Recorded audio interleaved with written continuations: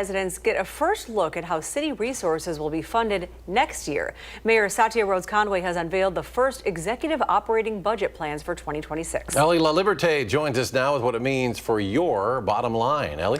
Well, property taxes are going up by just about $30 annually for the average Madison home, but the mayor says it's the smallest tax increase in about 40 years. And although it could provide some relief for property taxes, the Madison Fire Department could also see some support.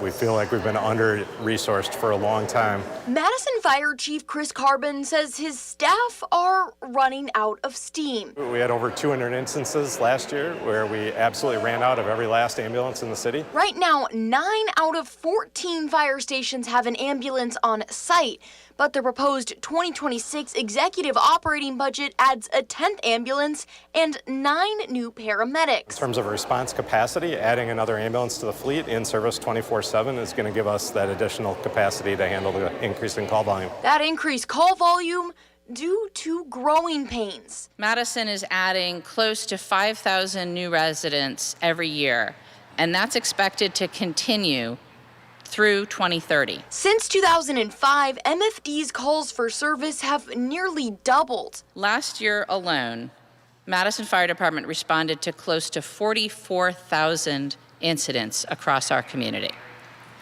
EMS calls accounted for 67%. And what that means for our staff is that they are going on calls literally back to back all day long. The mayor's roughly $453 million budget comes after Madison voters passed a referendum last year to address budget shortfalls. The successful referendum was a reminder that Madison residents value the vital services that city government provides, including a professional and adequately staffed fire department. But Chief Carbon says he wants an ambulance at every station. And that'll be our ultimate goal, is to make sure that as we progress down the road, that we can find responsible ways to generate the net revenue and work within the means of the city budget.